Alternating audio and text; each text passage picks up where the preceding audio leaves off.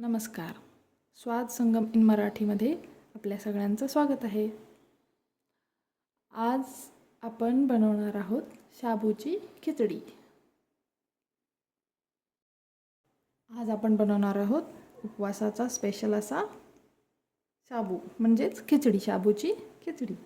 आणि अतिशय व्यवस्थितपणानं एकदम नवीन करणाऱ्यांनासुद्धा एकदम परफेक्ट पहिल्याच प्रयत्नात बनणारी अशी ही शाबूची खिचडी आहे. आणि कोणतीही गडबड होणार नाही अशा प्रकारे आणि अशा पद्धतीनं मी सांगितलेली आहे. आणि काही छोट्या छोट्या गोष्टी आहेत त्या मी या व्हिडिओमध्ये सांगितलेल्या आहेत, त्यामुळं व्हिडिओला अजिबात स्किप करू नका आणि पूर्ण पहा, म्हणजे तुमच्या लक्षात येईल की नेमकं काय करायला पाहिजे. आणि अशा पद्धतीनं केलेला शाबू ना अतिशय चवीला पण छान लागतो आणि परफेक्ट तयार होतो. कोणत्याही प्रकारची चूक होत नाही, कारण गोंधळच उडत नाही. म्हणून ही पद्धत अतिशय व्यवस्थित आहे. चला तर मग बनवूया आपण शाबू.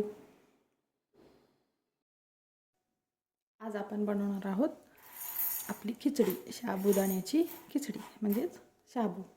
आणि त्यासाठी लागणारा हा शाबू आहे. आता याला मी 2 ते 3 वेळा स्वच्छ पाण्यानं धुवून घेणार आहे. आता हा शाबू जो आहे ना, मी स्वच्छ पाण्यानं 2 ते 3 वेळा धुवून आणलेला आहे. आता यात आपण पाणी हे पहा किती ओतायचं पाणी. तर आपला जो शाबू आहे ना तो असा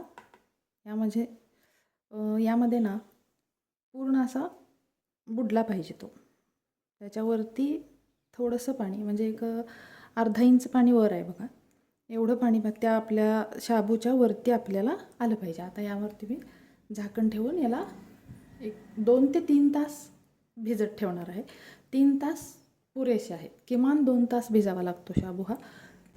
3 तास ठीक आहे. रात्रभर भिजला पाहिजे किंवा 4-5 तास भिजला पाहिजे असं काही नाही.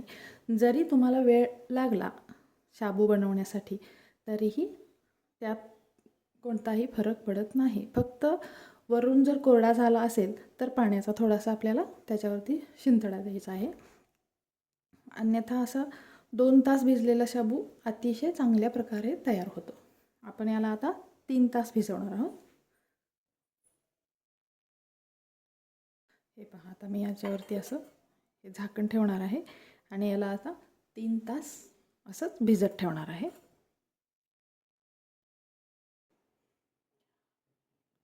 आपला शाबू आता 3 तास झालेले आहेत, त्यामुळे एकदम व्यवस्थित भिजलेला आहे.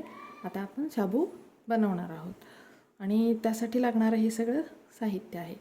हा आहे बटाटा, जो मी साली काढून अशा प्रमाणात असं तुकडे करून घेतलेला आहे.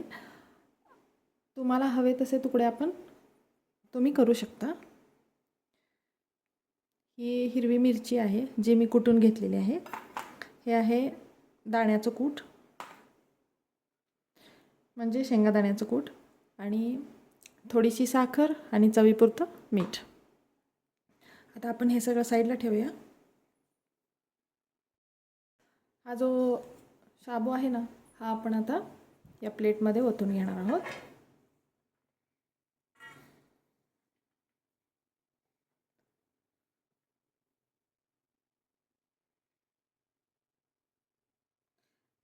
लक्षात घ्या, अजून आपण गॅस सुरू केलेला नाही, म्हणजे अजून आपण गॅसवरती कढई ठेवलेली नाही. आता हे जे साखर आणि मीठ आहेत ना, हे साखर पूर्ण टाकायची आहे आपण या शाबूमध्ये आपल्या. आणि मीठ जे आहे ना, ते आपला जेवढा बटाटा आहे ना तेवढं आपण मीठ बाजूला ठेवायचं आहे. आपण बटाट्यामध्ये टाकणार आहोत शिजण्यासाठी, आणि हे बाकीचं यामध्ये आपण काढून घेणार आहोत मीठ. आता यामध्ये आपण आपलं शेंगादाण्याचं जे कूट आहे ना ते सुद्धा आपण इथंच मिसळून घेणार आहोत.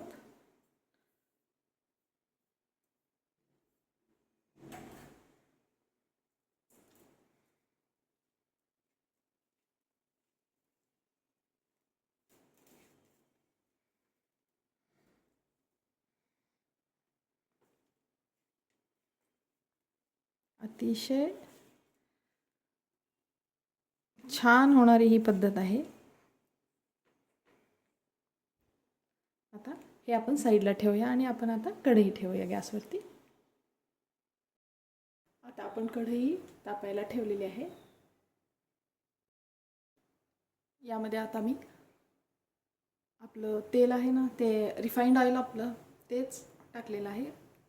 तुम्हाला आवडत असेल तर तूपसुद्धा तुम्ही टाकू शकता. आता आपलं तेल जे आहे ना ते गरम झालेलं आहे. आता आपण यामध्ये ना जिरे हवे असतील, उपवासाला खात असतील तुमच्यात तर तुम्ही टाकू शकता, पण मी नाही आहे टाकणार. आता यामध्ये ना डायरेक्ट आपण हिरवी मिरची न टाकता अगोदर बटाटा टाकणार आहोत. कारण हिरवी मिरची ना बारीक केलेली असल्यामुळे तुकडे असतील तर ठीक आहे, पण बारीक केलेली हिरवी मिरची जर असेल तर अगोदर बटाटा टाकायचा.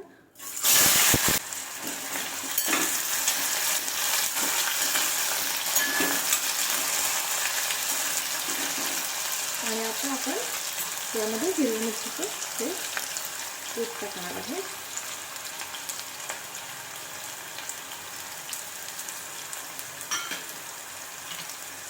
यामध्ये आपल्या बटाट्याला चव येण्यासाठी मीठ. आणि आता या तेलामध्ये आपण याला एक 2 ते 3 मिनिटं असं शिजू देणार आहोत.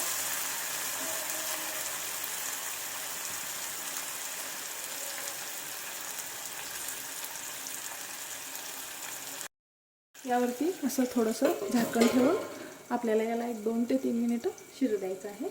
आणि सांगायचं राहिलं की साबुदाण्यामध्ये जे मी आत्ता शेंगदाण्याचं कूट वापरले ना ते भाजलेलं शेंगदाण्याचं कूट होतं. आपल्याला या बटाट्याला अधूनमधून एकदा दोनदा हलवून घ्यायचं आहे, थोडंसं परतायचं आहे.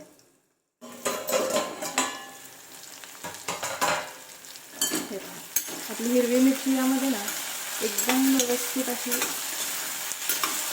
तळून निघते आणि अजिबात असा ठसका वगैरे त्याचा येणार नाही. आणि बटाटा पण आपलं शिजून जातं यात.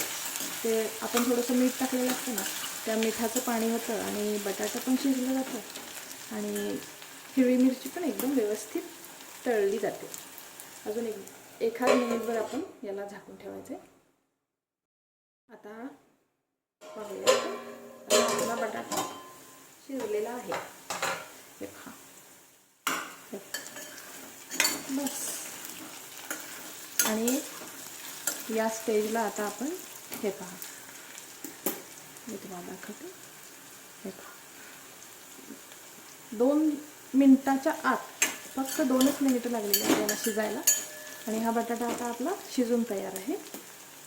आणि हे आपण मिक्स केलेलं आता आपण यात टाकून द्यायचं आहे की नाही. एकदम सोपी आणि मस्त पद्धत शाबू बनवण्याची आणि चवीलाही खूप छान लागते हा शाबू. कारण यामध्ये आपण हिरवी मिरची जी आहे ना ती कूट करून टाकलेली आहे ना, त्यामुळे तिची चव पूर्णपणे उतरते आणि रंगही छान येतो. असं त्याला असं छान हलवून घ्यायचं आणि 5 ते 6 मिनिटामध्ये शाबू आपला तयार होतो. एकदा दोनदा असं मधून परतायचं आहे याला आपल्याला, नाहीतर तसंच झाकून नाही ठेवून द्यायचं.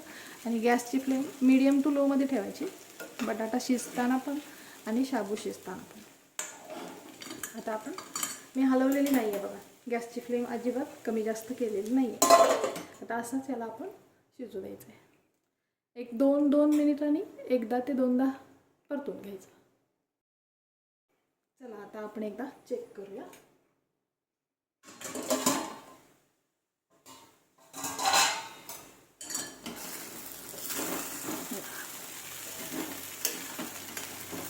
तेलाचं प्रमाण पण जास्त नाहीच घ्यायचं, शाबूच्या प्रमाणातच घ्यायचं आहे. साधारण 1 वाटीभर शाबू होता हा, तर याला मी ना आपले पोहे खायचे 2 ते 3 चमचे वापरलेले आहेत, थोडेसे मोठे चमचे आहेत. किती रंग पण छान आला पहा. अजून एक 2 ते 3 मिनिट याला आपण शिजू देणार आहोत.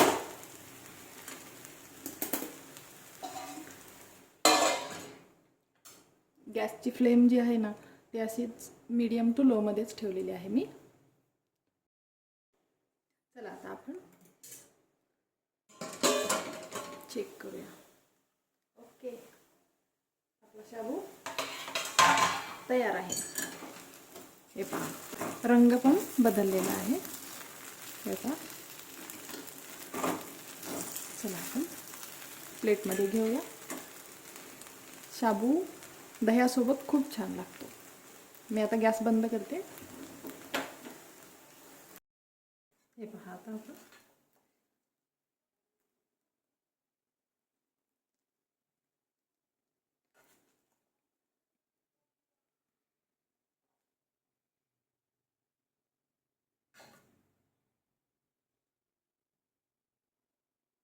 तयार आहे आपला शाबू. चला तर मग ताव मारूया आपण उपवासाच्या दिवशी. कशी वाटली रेसिपी? रेसिपी आवडली असेल तर चॅनलला सबस्क्राईब करा, व्हिडिओला लाईक करा आणि बेल आयकॉनला क्लिक करा. थँक्यू.